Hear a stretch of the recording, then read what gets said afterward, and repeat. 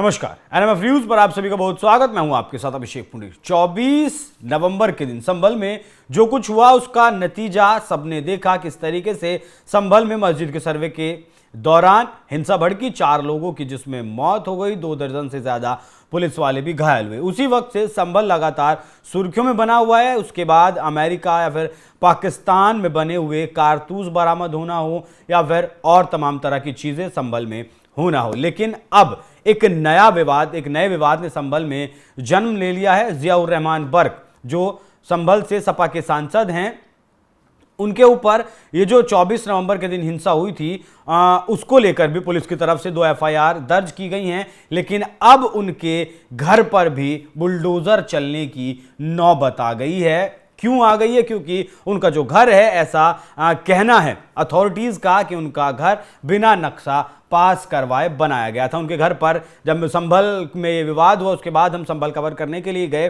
तो मैं खुद गया था जियाउर रहमान बर्क के घर में, जहां उनके पिताजी से मेरी बातचीत हुई। और वो जो घर था वो निर्माणाधीन है। नीचे कुछ कमरों में काम पूरा हुआ, जहां मतलब बैठ के मीटिंग्स होती हैं, लेकिन ऊपर से या फिर बाहर से वो घर पूरी तरीके से निर्माणाधीन है। 2 साल से इस घर में लगातार काम चल रहा है, लेकिन अब ये घर बुलडोजर की रडार पर आता हुआ दिख रहा है, क्योंकि प्रशासन की तरफ से नोटिस जारी कर दिया गया है। नखासा थाना इलाके के दीप सराय में उनका ये मकान स्थित है। बिना नक्शे के मकान निर्माण करने पर नोटिस देकर जियाउर रहमान से जवाब मांगा गया।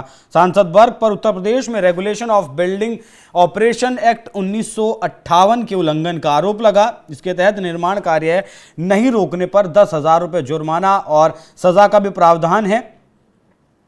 जियाउर रहमान बर्क को ये कारण बताओ नोटिस जारी कर दिया गया कि आपने बिना नक्शा पास करवाए मकान क्यों बनाया। नोटिस में कहा गया कि तहसील संभल से अनुज्ञा प्राप्त किए बिना आपके द्वारा निर्माण कार्य कराया जा रहा है, ऐसा क्यों आपने करवाया है, ये कारण बताओ नोटिस देकर पूछा गया है। 12 दिसंबर के दिन ही उनसे जवाब ये मांगा गया था।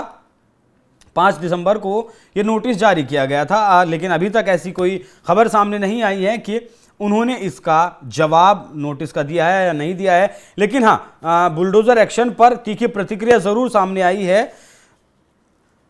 अतिक्रमण के खिलाफ भी पिछले दिनों संभल में बुलडोजर चला था, जिसमें जो अवैध तरीके से अस्थायी दुकानें सड़कों पर लगी थी उन्हें खाली कराया गया था, और भी तमाम तरीके से रास्ते का चौड़ीकरण में जो बाधा बन रहे थे मकान दुकान, उन्हें भी निशाना बनाया गया था। बुलडोजर ने उन्हें भी ढहाया था। लेकिन जियाउर रहमान बर्क ने इस पर प्रतिक्रिया देते हुए कहा था कि संभल से एक तल्ख हकीकत सामने आ रही है। 5 मुसलमानों की जान लेने के बाद भी मुस्लिम मोहल्लों में खौफ पैदा करने के लिए बुलडोजर चलाया जा रहा है।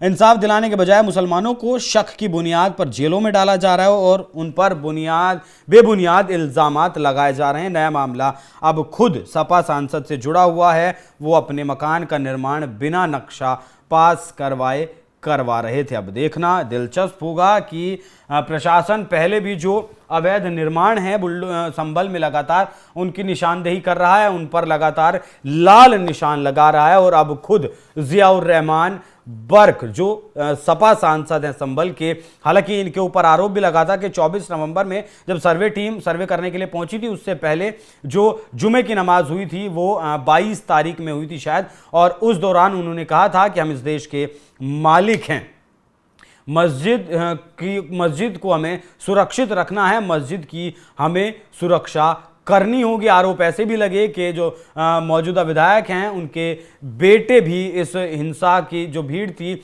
उसकी अगुवाई कर रहे थे, और उनका कहना था कि सांसद जियाउर रहमान बर्क हमारे साथ हैं, कोई दिक्कत परेशानी वाली बात नहीं है।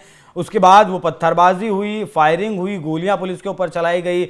बदले में फिर पुलिस की तरफ से भी लाठीचार्ज किया गया। जो कुछ 24 नवंबर और उसके बाद हुआ वो आप सबने देखा है। लेकिन अब बड़ी मुसीबत जियाउर रहमान बर्क के सामने खड़ी हो गई है कि अगर वाकई में उनका यह मकान बिना नक्शा पास करवाए बनाया गया था तो बुलडोजर की रडार पर तो ये घर जरूर आएगा, क्योंकि इस सरकार में, योगी आदित्यनाथ की सरकार में, अवैध निर्माण हो या फिर कोई भी अवैध कार्य हो, अवैध कार्य करने वाला हो, वो बख्शा नहीं जाता है। जीरो टॉलरेंस की नीति पर यह सरकार काम करती है। अब देखना वाकई में बहुत दिलचस्प होगा कि किस तरह की राजनीति इस मुद्दे पर होती है, क्योंकि सांसद की बात है खुद, जिसके ऊपर हिंसा को भड़काने के आरोप भी पुलिस के द्वारा लगाए गए हैं। अब क्या उनके घर पर बुलडोजर चलता है या नहीं, यह बहुत बड़ा सवाल रहेगा। इस पूरी खबर पर क्या कुछ आपकी राय कमेंट कर में जरूर बताएं। धन्यवाद।